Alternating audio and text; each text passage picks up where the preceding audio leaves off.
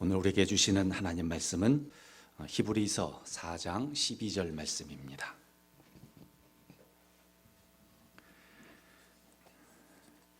히브리서 4장 12절 말씀, 하나님 말씀을 제가 봉독해 드리겠습니다. 하나님의 말씀은 살아있고 활력이 있어 좌우의 날선 어떤 검보다도 예리하여 혼과 영과 및 관절과 골수를 찔러 쪼개기까지 하며 또 마음의 생각과 뜻을 판단하나니. 아멘. 하나님 말씀입니다. 함께 기도하고 하나님 말씀 듣겠습니다. 하나님 아버지, 이 시간도 말씀을 통해서 우리에게 새로운 은혜 주실 줄 믿습니다. 정직한 마음으로, 그리고 하나님 앞에 겸손한 마음으로 주 앞에 말씀 앞에 섰사오니 우리의 심령을 새롭게 하여 주시고 하나님의 말씀이 다시 한번 우리 가운데 새로운 부흥의 불길을 이루어지게 하여 주시옵소서. 예수님의 이름으로 기도하옵나이다. 아멘. 우리에게는 요즘 좀 부담스러운 말이지만 한국 교회가 위기다, 또 복음이 베풀어 주시는 능력을 경험하지를 못하고 있다, 하나님의 나라는 말에 있지 아니하고 능력에 있다라고 분명히 말씀을 하셨는데도 죽은 자를 살리시는 하나님의 능력, 그리고 부활의 능력을 우리가 전혀 경험하지 못하고 있는 이 모습, 그래서 교회가 그리고 성도들이 영적으로 심각한 중병을 앓고 있다라는 말을 많이 듣습니다. 왜 이런 문제가 생겼는지 진단이 대단히 중요한 건데, 특히 지금 코로나19 이후 성도들의 신앙생활의 모습이 바뀌었고, 그리고 예배에 대한 개념도 점점 또 바뀌어졌습니다. 교회에서 드리는 예배만이 아니다라는 영적인 느슨함이 어느덧 우리 가운데 들어와 있었고, 소금과 빛의 역할을 감당해야 할 교회가 오히려 세상의 근심거리가 되는 것 같다라는 이런 현상 앞에서 이렇게 해야 된다, 또 이렇게 해야 된다라는 여러 가지의 처방들이 있지만, 그러나 근본적으로 거기에는 본질적인 이유가 있습니다. 바로 우리의 구원의 능력, 성도들이 가지고 있는 구원의 능력이 지금 심각하게 훼손되고 있다라는 것. 구원은 우리가 죽어서 천국 가는 것, 여러분 그것만을 말하는 것은 결코 아닙니다. 구원은 우리가 죽어서 천국 가는 것, 이것도 중요한 거지만 더 결정적으로 중요한 게 뭐냐면 내 속에 있는 영적인 죄의 문제를 해결하는 능력, 이게 과연 지금 우리에게 얼마나 가지고 있는가, 그 문제라는 겁니다. 지금 이 능력, 내 안에 있는 영적인 죄의 문제를 해결할 수 있는 능력이 세상 사람들에게 의심받고 있기 때문에 성도들이 모여있는 교회가 위험하다, 교회가 흔들린다, 그런 말을 우리가 듣게 되는 것입니다. 다시 말하면 세상에 있는 사람들에게 복음이 더 이상 복음으로 들려지지를 못하고 있다라는 겁니다. 복음은 분명히 복된 소식이고 좋은 소식이고, 복음은 우리가 들으면 들을수록 행복해지는 소식임에도 불구하고 그 복음의 소식이 사람들의 가슴을 설레이게 하지 못하고 있다라는 것입니다. 그런데 여러분, 이렇게 안타까운 면이 있으면서도 또 우리 가운데 가능성을 찾을 수 있는 희망이 있는데, 그 희망은 지금까지 한 2000년 기독교의 역사 가운데 이런 경우가 지금 우리 한국에만 있는 것이 결코 아니었다라는 것입니다. 기독교는 항상 세상 속에서 핍박을 받아왔습니다. 그리고 기독교는 세상의 학문과 항상 치열한 논쟁을 했었습니다. 우리가 알다시피 진화론에 대한 이야기, 또 지구가 중심이고 태양이 중심인 천동설, 지동설에 대한 어떤 이론을 가지고, 또 예수의 부활 사건을 가지고 끊임없이 세상의 학문과 우리가 끊임없이 논쟁을 벌이면서 오늘 여기까지 우리가 온 겁니다. 종교학자들은 이렇게 말을 합니다. 기독교가 우리가 알다시피 불교나 유교나 어떤 힌두교, 그런 다른 종교에 비해서 훨씬 늦게 출발했음에도 불구하고 어떻게 2000년이라는 동안에 세상에서 가장 빠르게 성장한 지금 세계적인 종교가 될 수 있었던 것인가? 바로 거기에 그 원인이 기독교는 현실에서의 적응 능력이 아주 뛰어난 종교라는 겁니다. 우리 기독교는 이성적이고 이상적인 것이 아니라 현실에서 삶의 자리 가운데 있는 종교라는 것이죠. 그리고 또 우리 기독교는 어떤 위기를 만나는 순간에 본질로 돌아가려고 하는, 근본으로 돌아가려고 하는 각성이 모든 성도들에게 지금까지 있어 왔다라는 겁니다. 그래서 루터와 칼뱅 같은 종교개혁 운동, 여러분 종교개혁 운동 그 근본은 뭐냐 하면 믿음의 근본으로 돌아가자는 것입니다. 또 웨슬레의 신앙 부흥 운동, 이거는 사도행전적인 초대교회로 우리가 돌아가야 된다라는 부흥 운동이었습니다. 우리가 알고 있는 성 프란체스코 교회 갱신 운동이 있는데 이것도 교회가, 성도가 바로 예수님 자신으로 돌아가야 된다라는 그 운동이었습니다. 우리가 알고 있는 평양 대부흥운동, 이거는 말씀으로 돌아가서, 그래서 말씀 사경회를 통해서 회개가 역사가 일어나는 그 부흥운동이었습니다.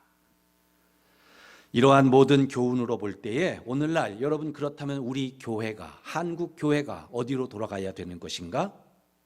당연히 우리 신앙의 선조들이 그러했듯이 오직 예수 그리스도의 말씀, 오직 말씀으로 우리가 돌아가야 되겠다라는 겁니다. 미국 기독교인들의 농담 중에 거북이 교인이라는 말이 있답니다. 새는 9일 동안 먹지 않고도 살 수 있답니다.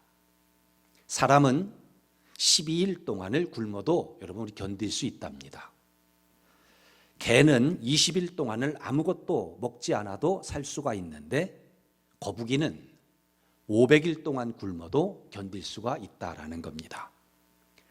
그래서 성경 말씀을 보지 않고도 잘 살 수 있는 신자, 그 사람들을 일컬어서 거북이 교인 이렇게 말한다라는 겁니다. 여러분 오늘 교회 나오실 때 여러분의 그 성경책을 어디서 갖고 나오셨습니까? 일주일 동안 TV 옆에 잘 보관하고 계셨다가 뭔지 툭툭 털고 갖고 나오셨습니까? 아니면 늘 말씀 보는 그 자리에서 성경을 살포시 가지고 오늘 이 예배 자리에 나오셨습니까? 여러분 우리 기독교 신앙은 말씀의 신앙입니다. 특히 우리 개신교는 더더욱 그렇습니다. 압도적으로 우리는 말씀의 신앙입니다. 중세 가톨릭 신앙은 말씀의 신앙이 아니고 가톨릭은 의식과 예전의 종교입니다. 그 당시에 박해가 한참 일어나는 그 순간에도 성도들은 그 박해의 상황 가운데도 주일날 목숨을 걸고 교회에 나왔습니다. 그것은 교회에 나와서 성도들이 말씀을 듣고 힘을 얻어서 세상을 이기고 그것이 아니었습니다. 미사에서 신부가 사제가 나누어주는 떡과 포도주를 먹기 위해서 그들은 목숨 걸고 교회에 나왔습니다. 왜냐하면 그 떡과 포도주를 받아 먹을 때 그것이 바로 예수님과 내가 연합되는 거다라고 그들은 믿었기 때문입니다. 그런데 종교개혁자 루터가 가만히 그 모습을 보니까 교인들은 열심히 교회 나와서 예배에도 참석하고 있지만 그러나 그들의 삶의 자리 보면 여전히 미신에 매여 있고 그들의 마음은 죄된 습성으로 가득 차 있고 그들이 신앙생활하는 모습은 굉장히 주술적이고 신비주의적이고 심지어는 마술적이기까지 한 것을 루터가 본 겁니다. 그래서 루터가 종교개혁할 때 오직 예수, 오직 믿음, 오직 말씀 이렇게 종교개혁을 선포한 것은 성도들이 죄의 권세 아래 묶여가고 있지만 그 죄의 묶임으로부터 자유롭게 되어서 오직 변화된 자기 자신을 진정한 신앙인으로 하나님 앞에 올려드릴 수 있는 그 길이 무엇일까? 그건 바로 예수 그리스도의 말씀을 제대로 믿고 그리고 그 말씀을 제대로 실천하는 성도가 되어야겠다라는 겁니다. 말씀을 들은 성도의 실천이 고작 말씀을 어떠한 부적같이 받고 있다라든지 아니면 성도의 그 실천이 개인의 과시나 다른 사람을 향한 정죄나 판단, 그것으로 비치는 것이 아니라 진정한 성도의 실천은 그것이 아니라는 겁니다.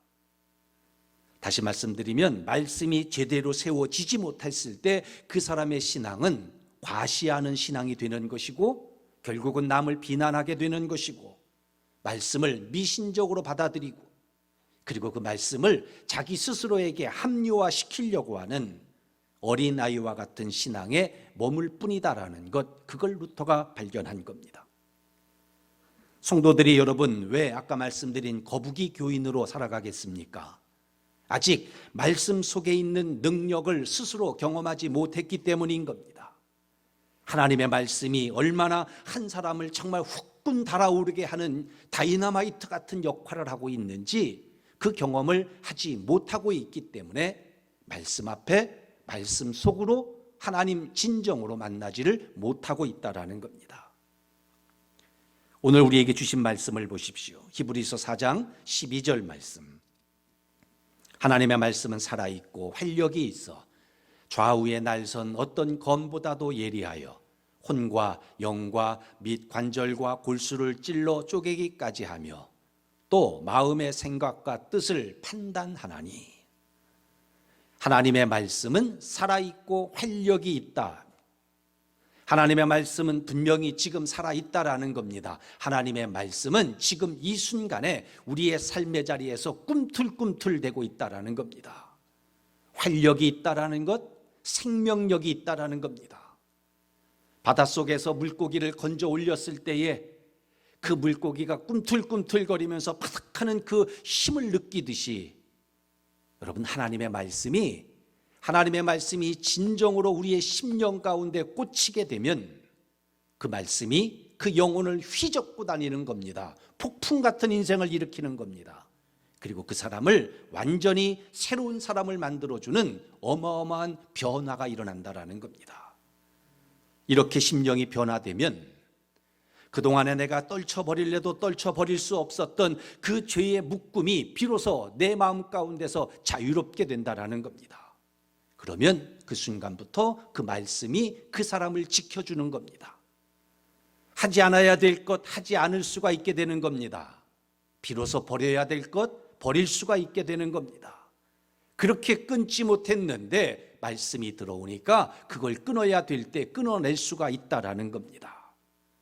여러분 생명력 있게 말씀이 나를 살아나게 한다라는 것입니다. 어느 분이 몸이 불편함에도 성경 필사에 도전을 했습니다. 이분이 필사를 시작한 지 불과 이틀 만에 그 병이 스스로 치유되고 있다는 걸 스스로 감지를 한 겁니다. 성경을 그냥 쓰기만 했을 뿐인데 잠 못 자던 불면증 그리고 관절의 통증으로 붙잡고 있었던 지팡이를 더 이상 잡지 않아도 될 만큼 스스로가 치유되고 회복되는 것을 스스로 감지했다라는 겁니다. 여러분 이게 된다라는 겁니다. 다니엘서 10장 12절 말씀에 보면 내가 하나님 앞에 스스로 겸비하게 하기로 결심하던 첫날부터 내 말이 응답받았느니라. 여러분 이분은 그냥 말씀을 쓰다가 병이 치유함을 경험하게 된 겁니다. 얼마나 기쁘겠습니까? 정말 말씀 앞에 계속 서고 싶은 마음이 생긴 겁니다. 바로 하나님의 말씀에는 이러한 능력이 있습니다. 하나님의 말씀은 죄인이고 병자인 인간의 육신과 인간의 영혼, 여러분 이거 묶여있는 걸 해방하는 능력이 있습니다. 여러분 성경책은 도덕책이 아닙니다. 물론 이 성경 말씀에는 도덕이 있고 우리가 이 세상을 어떻게 살아가야 되는지 마땅히 살아가야 할 우리의 삶의 지침 다 들어 있습니다. 그래서 주님의 말씀은 내 발의 길이요 내 길의 빛이니라 그 말씀이 맞습니다. 그렇지만 그것들보다 더 중요한 것은 내가 그렇게 살아갈 수 있도록 하기 위해서 먼저 매여 있는 죄로 매여 있고 육신의 질병으로 매여 있고 나를 몰과매는 모든 삶의 어려움으로부터 해방되는 일이 자유롭게 되는 일이 먼저 우리 가운데 일어나야 하는데 그걸 이루어지게 하는 것이 바로 하나님의 말씀인 겁니다. 나 자유 얻었네, 너 자유 얻었네, 우리 자유 얻었네 찬양하지 않습니까? 원인이 뭡니까? 주 말씀하시기를 쇠사슬 끊겼네. 할렐루야. 바로 하나님의 말씀이 우리를 묶고 있는 세상의 모든 근심과 세상의 모든 어려움과 죄의 굴레에서 우리를 자유롭게 해주시는 겁니다. 그렇게 자유함 받은 사람이 비로소 하나님 일 하겠습니다라고 고백하는 것이고, 바로 그러한 사람이 하나님과 그분의 나라를 위하여 살 수 있게 만들어주는 능력이 바로 오늘 우리 말씀 앞에 있는 것입니다. 여러분, 하나님의 말씀은 살아있고 생명력이 있습니다. 그 말씀의 힘이 우리의 영혼 속에서 그동안에 우리를 묶고 있었던 죄의 찌꺼기들을 정화시키는 겁니다. 사랑하는 여러분, 하나님의 말씀이 저와 여러분을 모든 삶의 어려움에서 정화하고 해방의 능력이 있다라는 것 믿으시기 바랍니다. 그리고 여러분 모두가 그 모든 걸 경험할 수 있게 되기를 주님 이름으로 축복합니다. 두 번째로, 하나님의 말씀은 내 영혼의 실체를 그대로 드러내게 합니다. 그리고 내 안에 있는 거짓된 것, 잘못된 것을 수술하는 힘이 있습니다. 오늘 말씀 다시 한번 보십시오. 하나님의 말씀은 살아있고 활력이 있어 좌우의 날선 어떤 검보다도 예리하여 혼과 영과 및 관절과 골수를 찔러 쪼개기까지 하며 또 마음의 생각과 뜻을 판단한다. 여러분, 어떤 이미지가 떠오르십니까? 의사의 손에 들려있는 날카로운 수술칼, 하나님의 말씀이 영혼의 의사가 되시는 예수님의 손끝에 들려있는 그 수술칼과 같아서, 그 수술칼이, 하나님의 말씀이 내 혼과 영과 내 관절과 골수를 찔러 쪼개서 잘못된 모든 것을 예리하게 도려내고 내 안에 심령에 있는 죄된 습성들, 나쁜 세포를 예리하게 잘라내고 제거해주는 능력, 이것이 바로 하나님의 말씀이라는 겁니다. 여러분, 우리 스스로는 나는 나를 알아 라고 하지만, 여러분, 우리는 우리 스스로 자신 잘 알지를 못합니다. 하지만 우리가 하나님의 말씀 앞에 설 때에 내가 누구인지를 비로소 발견하게 되는 겁니다. 베드로가 자기의 경험과 자기의 어떠한 실력을 믿고 밤새도록 그물을 던지며 고기를 잡았습니다. 그럼에도 불구하고 한 마리도 잡지 못하고 상심해하고 있을 때, 그래서 예수님 앞에 섰고 예수님 말씀 앞에 섰을 때 비로소 말씀 따라 행동했을 때, 그물을 던졌을 때에 굉장한 큰 수확을 얻었습니다. 그리고는 비로소 베드로가 주여 내가 죄인이로소이다, 나를 불쌍히 여기소서. 하나님, 주님 말씀 앞에 섰을 때 내가 죄인이구나, 내가 이런 사람이었구나, 내가 내 경험과 내 실력으로 살아가지 못하는 사람이구나, 그걸 비로소 깨달아 알게 되었던 겁니다. 하나님의 말씀은 마음의 뜻과 생각을 판단하나니, 여러분, 누가 판단하는 것인가? 바로 하나님의 말씀이 나를 판단한다라는 겁니다. 베드로의 설교를 사람들이 들었을 때에 베드로의 말이 아니라 하나님의 말씀이 그들의 심령 가운데 들렸을 때에 그들은 가슴을 치며 어찌할꼬 회개하는 역사가 비로소 자기 자신을 바라볼 수가 있었던 겁니다. 사도 바울이 바울 되기 전 사울이었을 때, 예수 믿는 자를 핍박하며 자기의 본성대로 살아갔을 때에 다메섹 도상에서 주님의 말씀이 들렸습니다. 사울아 사울아 네가 왜 나를 핍박하느냐. 그 말씀, 주님의 말씀 앞에 비로소 바울이 고꾸라졌고 그의 인생이 완전히 변화된 겁니다. 여러분, 내가 말씀을 읽는 거고 내가 말씀을 해석하는 거고 내가 말씀을 읽고 묵상하는 것, 여러분, 그것이 아닙니다.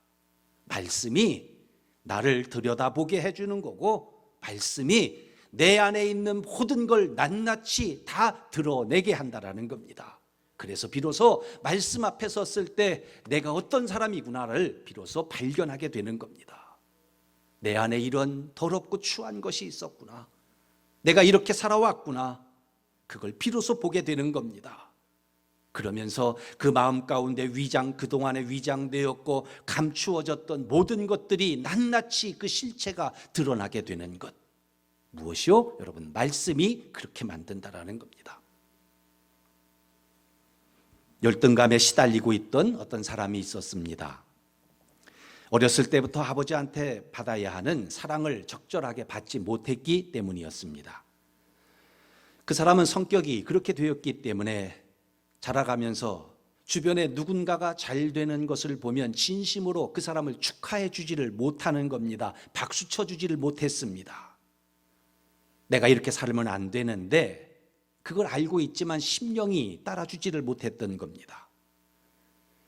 그런 사람이 성경 속에 들어가서 말씀 앞에 자신을 비추어 보고 진정으로 하나님을 만났더니 나는 내 자신이 이렇게 연약하고 나는 부족하고 그래서 내 자신의 열등감 때문에 지금까지 몸서리쳤고 다른 사람들을 축하해 주지도 못했는데, 그런데 말씀 앞에 서고 보니까 하나님은 아직도 나를 존귀한 자로 여기고 계셨고 나를 사랑하고 계셨고 나를 소중하게 돌봐주시고 있다는 걸 다시 한번 깨달아 알게 된 겁니다. 자기가 그동안에 알고 있었던 자기 자신과 하나님이 나를 지금 보아주시는 것과 너무나 다르다는 걸 깨달아 알게 된 겁니다. 그걸 깨달아 알면서 내가 갖지 않아도 되는 열등감을 가지고 있었구나, 그걸 알게 된 겁니다. 그렇게 변화된부터 이상하게도 이제는 다른 사람들 잘 되는 것 볼 때 정말 스스로 가서 기뻐해주고 격려하고 싶은 마음이 마음 가운데 스스로 기꺼이 일어나더라는 겁니다. 여러분, 무엇을 말하는 겁니까? 우리 가운데 있는 잘못된 습관들, 죄된 습성들, 여러분, 이것 하나님의 사랑을 확신한다면 이제는 자기 자신이 그 옛날의 그 모습에 휘둘려 살지 않게 되더라는 겁니다. 자기의 영혼을 하나님의 말씀이 이렇게 수술하고 있다는 것입니다. 여러분, 우리가 하나님의 말씀을 제대로 받을 때 그냥 건성건성 들려지는 그 말씀이 아니고, 그냥 하나님의 말씀이 주일날 내 마음 가운데 있는 그 말씀이 아니고, 하나님의 말씀이 진정으로 내 삶 속에 제대로 들릴 때 여러분, 하나님의 말씀이 우리의 영혼을 올바르게 수술해 주는 겁니다. 나는 지금까지 아무리 말씀을 읽었는데 아무리 변화가 일어나지 않았다. 여러분, 왜 그런 줄 아십니까?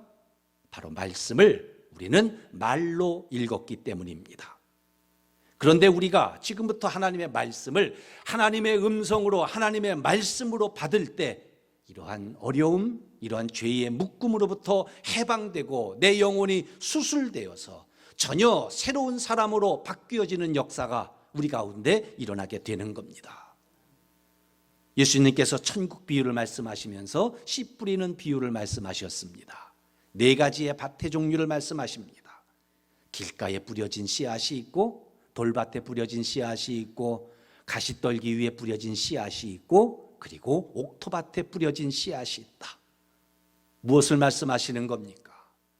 하나님의 나라, 하나님의 나라를 하나님과 함께하는 그 경험을 하기 위해서는 먼저 말씀을 받는 태도가 중요하게 먼저 결정되어져야 된다는 걸 말씀하고 계시는 겁니다. 구약성경 느헤미야서에 보면은 바벨론의 포로로 잡혀갔던 이스라엘 백성들이 그 포로의 생활을 끝나고 고국에 돌아와서 예배를 드리는데, 에스라 학자가 하나님의 말씀을 읽을 때에 앉아서 예배드리던 모든 백성들이 다 일어서서 하나님의 말씀을 들었다라고 기록되어 있습니다. 왜 그랬겠습니까? 하나님의 말씀이, 하나님이 지금 이 순간에 나에게, 우리에게 말씀하고 계시다라는 걸 깨달았기 때문에, 그걸 깨닫게 되니까 그 하나님의 말씀을 앉은 채로 들을 수가 없었다라는 겁니다. 그래서 하나님 말씀 앞에 다 일어서서 말씀을 들은 겁니다. 책에 기록된 말씀을 그냥 글로 대하지 않고 하나님이 지금 자신들에게 친히 말씀하고 있다라는 경외심을 가지고, 은혜를 가지고 그 말씀을 비로소 대하기 시작한 겁니다. 여러분, 이렇게 좋은 태도로 말씀을 받으니까 그 삶이 변화되는 것이죠. 그렇게 받은 사람의 삶, 당연히 다시 시작할 용기를 얻게 되는 겁니다. 그렇게 하니까 죄의 권세에 의해 포로되었던 그 마음, 죄로 뭉쳐 있었던 마음에 하나님의 말씀에 만지심을 경험하게 되는 것이고 내 영의 자유함이 찾아오죠. 그리고 우리 삶 속에 마음의 기쁨이 충만해지는 삶을 살아가는 것.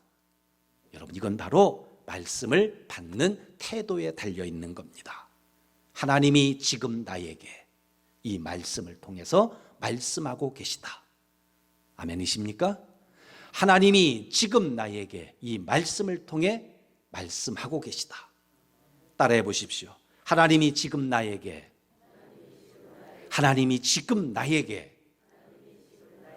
이 말씀을 통해서 말씀하고 계시다. 여러분, 이게 하나님의 말씀을 받는 태도인 겁니다. 그 마음으로 읽으면 믿음이 실려서 읽게 되는 겁니다. 그리고 그렇게 말씀을 받으면 말씀드린 대로 우리 인생 가운데 역동적인 힘 있는 다이나믹한 그러한 믿음의 역사가 우리 가운데 분명히 일어나게 되는 겁니다. 믿지 않은 가정에서 자란 한 청년이 있었습니다. 그가 8살 때 그의 친구들이 교회 여름 성경학교에 따라갔습니다. 예배당에 갔더니 강대상 뒤에 멋진 트로피가 여러 개 놓여 있는 걸 보았습니다. 그 트로피가 뭐냐 하면 여름 성경학교 기간 동안에 성경 말씀을 가장 많이 암송하는 자에게 주기 위한 선물이었습니다. 교회 처음 와보고도 성경책을 전혀 읽지도 않은 이 아이지만 그러나 그 순간에 그 트로피가 욕심이 났습니다. 그래서 그 성경학교 기간 동안에 이틀 동안에 30개가 넘는 하나님의 말씀을 암송하고 그리고 그 트로피를 선물로 받았습니다. 시간이 지난 후에 23살에 그 아이가 심장마비로 갑자기 쓰러졌습니다. 그는 응급실에서 두려웠고 내가 이제 어떻게 살아야 할지 막막했습니다. 그런데 그 병상에 누워있는 그 자리에서 8살 때 읽었던 하나님의 말씀이 기억이 나는 겁니다.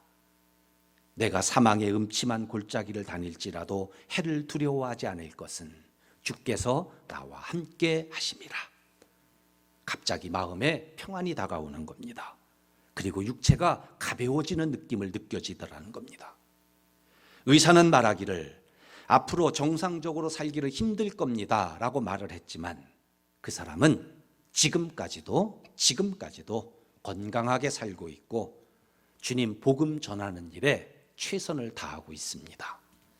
여러분 들어보셨을 텐데 복음 선교사 김용의 선교사라는 분입니다. 그분의 삶의 모습인 겁니다. 여러분, 하나님의 말씀은 마치 정말 씨앗 같아서 우리의 심령 가운데 심겨져 있다가 그래서 필요할 때에 뿌리를 내리고 열매를 맺고 그걸 통해서 하나님의 역사가 우리 삶 속에 아름답게 펼쳐지는 걸 경험하게 하시는 겁니다. 사랑하는 여러분, 믿음으로 하나님의 말씀을 읽고 여러분 믿음으로 여러분의 삶 속에서 하나님의 말씀을 진정하게 실천할 수 있게 되기를 바랍니다. 단순하지만 여러분, 우리의 신앙의 근본 첫 번째 말씀으로, 오직 말씀, 오직 하나님의 말씀으로 우리가 돌아가는 겁니다. 오직 하나님의 말씀으로 돌아가는 말씀 중심으로 들어가고 우리가 그 말씀 앞에 서 있을 때 여러분 이 실천이 우리 가운데 있을 때 하나님의 말씀 성경은 마치 인큐베이터 같아서 미성숙한 내가 그 인큐베이터 안에 들어가서 말씀 앞에 들어가서 새로운 영양분을 온전하게 흡수하였을 때 이제 밖에 나와서 어느 순간인가 다른 사람들이 나를 보더라도 깜짝 놀랄 정도로 우리 모두가 믿음의 거목으로 자라나게 될 줄로 믿습니다. 이러한 놀라운 은혜와 축복이 지금 지쳐있고 병들어 있는 우리의 심령을 새롭게 하는 그곳에 정말 마중물처럼 우리를 변화시키는 하나님 말씀 앞에서는 그리고 말씀 앞으로 다시 돌아가고 그 말씀의 오묘한 맛을 경험할 수 있는 우리 성도님들 되기를 예수님 이름으로 축복합니다. 축원합니다. 기도하겠습니다. 하나님 아버지, 말씀이 지금도 우리 가운데 가까이 있으며 말씀은 우리를 사랑하고 있게 하고 또한 생명력 있게 우리 가운데 더하고 있으며, 말씀이 우리 가운데 감동을 주고 말씀이 우리에게 소망과 꿈이 되며 영적으로 성장시키고 있지만, 저희들의 신실하지 못함과 우리의 게으름으로 인해서 하나님의 말씀을 하나님의 말씀으로 대하지 않고 왔음을 이 시간 정직하게 고백하며 회개합니다. 하나님의 말씀이 신비로움과 경이로움으로 다시 한번 우리 심령 가운데 뿌려질 수 있도록, 그래서 그 말씀의 능력으로 이 어둡고 험난한 세상을 이기며 살아갈 수 있는 그 힘 얻을 수 있도록 우리 모두에게 새로운 은혜를 내려 주시옵소서. 하나님의 말씀의 오묘함을 맛보게 하시고, 그래서 새로운 인생 속에서 하나님 영광 위에 살아가는 믿음의 사람들 다 되게 하여 주시옵소서. 예수님의 이름으로 기도하옵나이다. 아멘.